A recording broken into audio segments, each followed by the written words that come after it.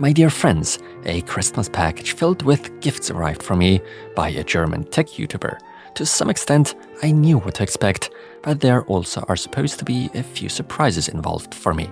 This package was sent from the kind Darky over at his YouTube channel, Darkys Hardware World. I'll put a link to his channel into the video description. Anyway, I will not only open up this package in front of the rolling camera, but will also present you its contents. Darky, I really appreciate this kind gesture of yours. These are one of the things and memories that will stick in one's head forever. I mean, how often do we actually randomly get sent such a package?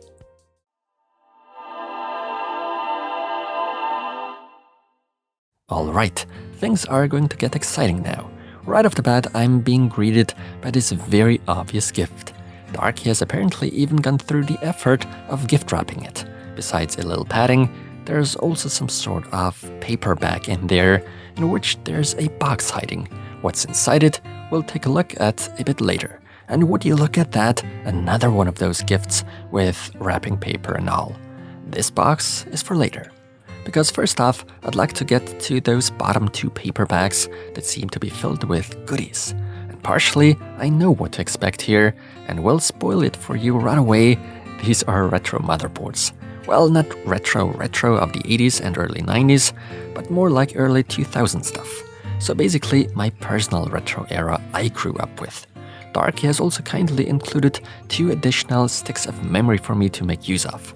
That does in fact come in very handy for me, since I basically have none left of that memory type. Before I show you the board, I should probably also take a look at what's inside the other paper bag. And that one, it seems I'm getting something a bit more recent. Let's take a closer look at this thing. Obviously, it's a combo of motherboard, I/O shield, CPU cooler, and RAM. Basically the whole platform, so to speak. A little more interesting and exciting for me personally is the second board he included though. This, my friends, obviously is a Socket 478 based board. This platform has a very special meaning to me. I recognize these boards almost instantly. Man, I already feel so much joy just looking at this. That feeling only gets stronger with that extra RAM included for that specific platform. Both are gems to me, but the highlight, without a doubt, is this beauty of a board. While a fairly stripped down and simple version with fairly limited connectivity and ports, it appears to be in great shape and comes with one of those AGP slots I love to use for graphics cards. The board sporting that old school ASUS PCB color goes by the name of P5GC and is indeed by ASUS and was released back in, I don't know. It's an LJ775 board of the legendary Intel Core 2 Duo era. We're even getting a PCIe slot. I'm already getting a few ideas as to what kind of projects I might put this thing to use. It's just that I immediately had to spot some problematic capacitors that need to be swapped out. That's pretty common for old motherboards. The caps didn't last very long. But it's usually very quick, simple, and cheap to fix that. That is, if you know how to solder, which I don't. So in order to get that job done, I'll need some assistance for sure. Maybe there's one of you guys out there that could kindly help out. Other than that, this ASUS board appears to be in fantastic shape. It's been looked after. But of course, I can't just keep this thing right in front of your noses without actually talking about the installed CPU on here. For that, I'm going to remove that CPU cooler first, which is pretty straightforward. And would you look at that, there was even thermal paste applied. Unfortunately, I haven't brought my isopropyl alcohol into the studio to make the cleaning job easier. So instead, I'll have to rely on good old toilet paper, I guess. All that matters for now is we get to see what kind of CPU is in there. My friends, if I'm not mistaken, this appears to be an Intel Pentium D 805 with 2 cores, a 2.66 GHz clock speed, 2 MB of cache, as well as a front-side bus of 533 MHz. This processor dates back to about 2005. Let's see what we are getting with that other board. It's going by the name of P4B266 LM and is my very first ASUS board that comes with a green PCB. Before I took off that cooler, I was expecting one of those classic Pentium 4 CPUs with a lower clock speed to be underneath that cooler. There were plenty of them back in the day.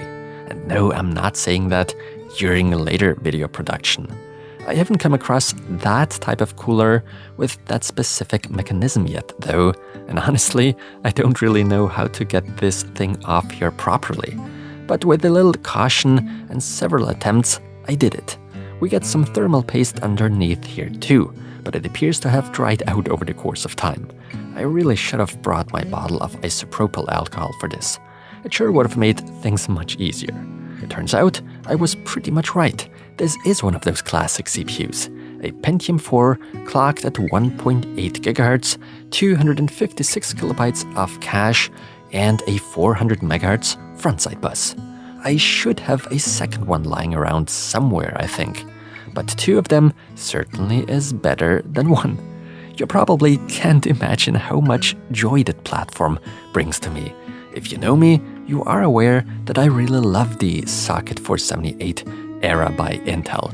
That's because it was my very first platform I ever got to use. So everything I do now started with that platform. Lots of good memories, lots of nostalgia, even though from a technical standpoint, there surely is more exciting and better stuff out there, I guess. It's just that this platform has a high emotional value to me.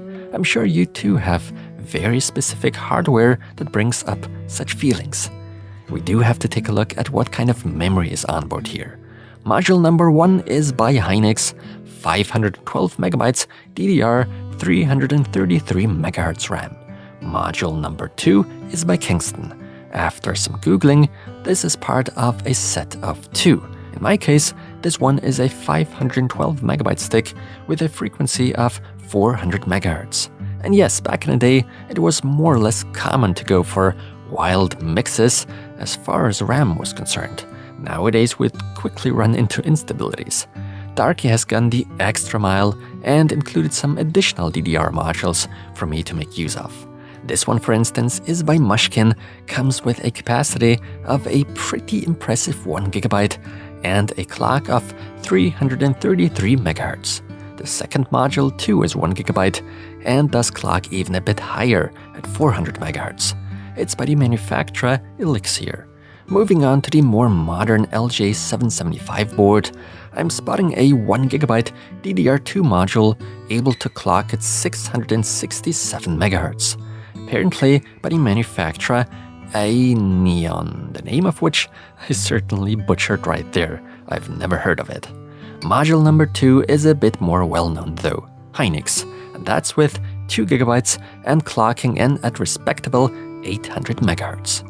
Now that's some really nice stuff. The boards I will probably, sometime in the upcoming year, clean and get that one board all fixed up, and then we'll see what kind of retro projects I'm going to use them for. First, I'd like to gather some more parts. So let's get to that small mystery box only waiting to be opened. And would you look at that? A cup or mug? And not just a simple ordinary one, no, it's obviously one by Darky himself in its black and white version.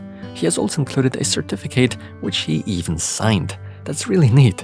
While I cannot consider myself a professional mug tester, I certainly do like the design a lot. It's certainly one of the better looking ones I have. Thank you so much, Darky. The two gifts that are all wrapped up are meant to be opened off camera behind the scenes. I'm certainly respecting his wish, and I'm hereby expressing my thanks during the video production after having opened those two additional mystery gifts. Thank you so much, Darky. I'm pretty much speechless, to be honest, and I don't quite understand why I'm even deserving that kind of awesome attention and gesture. And I really don't even know what to say here other than thanks. Thank you for all this. So the bare minimum I can do is put his link into the video description. And just to clarify, we've neither agreed or planned on making a video out of this package, nor have we talked about me giving him a shout out. He, Darky, has made it clear from the very beginning on that he just wanted to do a good deed. he was expecting nothing in return, but since it's the holiday season, I think this video fits in quite well. So hereby I'm wishing Darky and his family, and of course all of you, a Merry Christmas, Happy Holidays, and a happy joy-filled New Year. No matter if you celebrate with family and friends, or alone, on your own, or maybe don't celebrate at all, from the bottom of my heart, I wish you all the best, and let's hope 2023 brings us better days with less chaos and destruction in the world. Thank you all for supporting me throughout all these years. I appreciate every single one of you.